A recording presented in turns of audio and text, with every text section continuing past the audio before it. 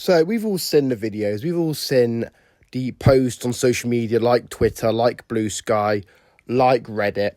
Why is it so called hate Nintendo at the minute? And I'm going to argue this in this video. I don't think it is called hate Nintendo at the minute. I don't think people are like taking enjoyment and hating Nintendo.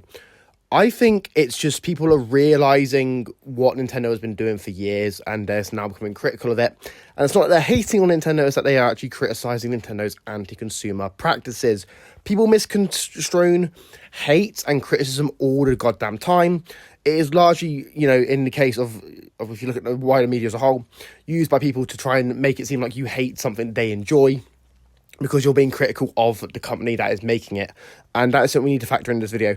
This video is titled the way it is because I know people will misconflate the video either way. They'll misconflate the video and go, oh, you hate Nintendo, when I have spent goddamn hundreds of pounds, if not thousands of pounds, on their consoles, their products, their games over the years. So clearly I must like Nintendo, right? Clearly I must like their games if I'm spending hundreds of pounds buying their games. And also, I must hate Nintendo because obviously I'm making a video calling Nintendo out for their actions. Oh my god, So let me go over this in this video. The first thing we've got to factor in is people are starting to realise it's not the same Nintendo. Nintendo has always done dodgy stuff. All game companies, all companies in general, have always done anti-consumer things in certain ways. They've all had processes which, conned, consumers out of, their precious pennies, because, they wanted the extra bonus for their CEO. But I think a lot of people will talk about, like, Satoru Iwata, and, like, after Iwata died, Nintendo changed. That is very true. I think after Iwata died, we have to factor in, Iwata died at the end of the Wii U generation. The Switch was a huge success. The Switch won, I think it's like the second or third best-selling console of all time as of right now. As I'm making this video, it's in the top few. So really, Nintendo has actually benefited quite a lot since then, because the Switch 1 was a huge hit. They got away with doing console revisions. They had obviously revised versions of the consoles every few years. They had to Switch Lite, Switch OLED. They were able to just milk the money. They were able to make their games from the Wii U era, which was $50 when they came out, on the Wii U, $60, even though at one point they were selling for $20 on the Wii U. They were able to cash in with very limited new modes for certain games.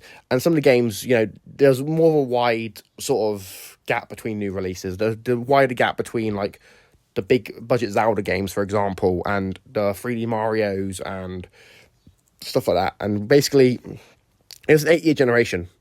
And I think that sort of made people numb to the idea of how Nintendo was treating them. Because they thought, oh, we're eating good, we're having all these great games.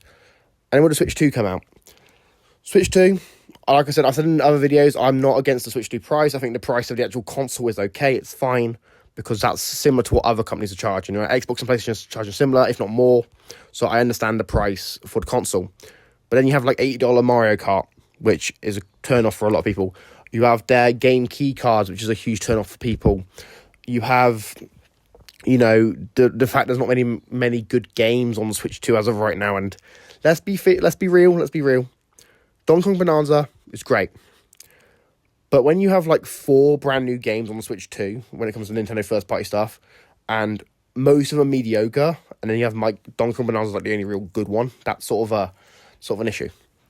And then you also have the DLC stuff, where they are taking games, they are announcing DLC packs, or like releasing DLC packs to games that are still only a few months old, or not even out in some cases.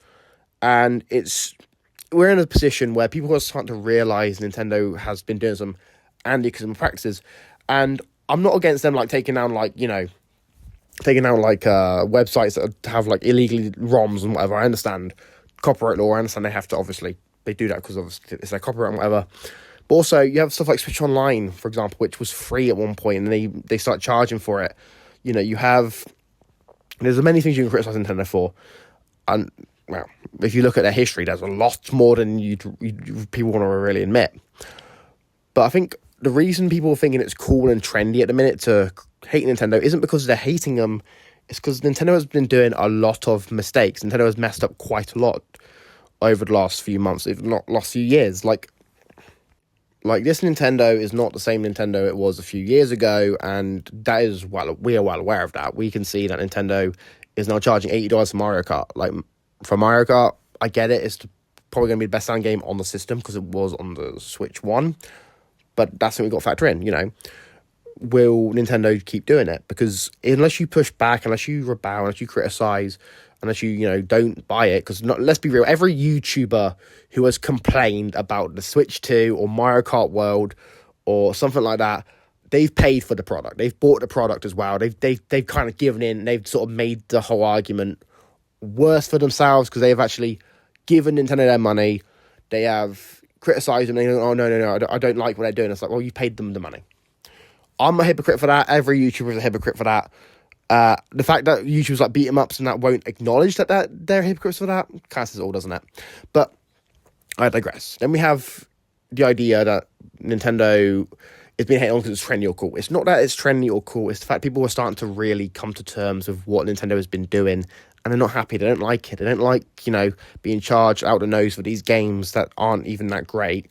They don't like the idea that the Switch 2 is like $400, $500, whatever, or even though that's quite a reasonable price compared to other systems on the market, like I said.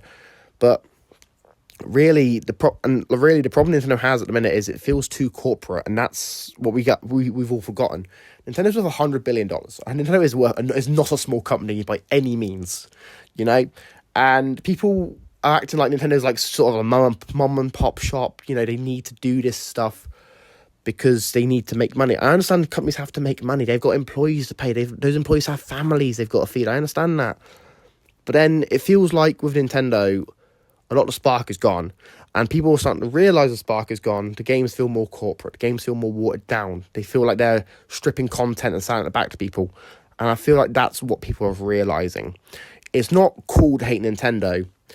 It's just people are starting to realise that Nintendo can be criticised and should be criticised for doing the same thing as companies like Microsoft, Sony, EA, Activision have been doing for decades.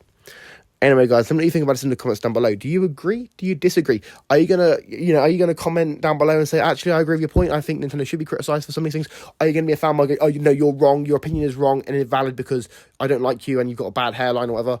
Or are you gonna be, the sort of person that comments down below telling me you're gonna find out where I live and you're gonna leave a bag of dog feces on my doorstep? Because if you are that sort of guy, please just don't waste your time with that comment. Anyway, guys, let me know what you think about this in the comments down below. Subscribe, like, all that stuff. Share your thoughts, because obviously I like having the discussion. I like having the conversations. And I will see you guys in the next video. Peace.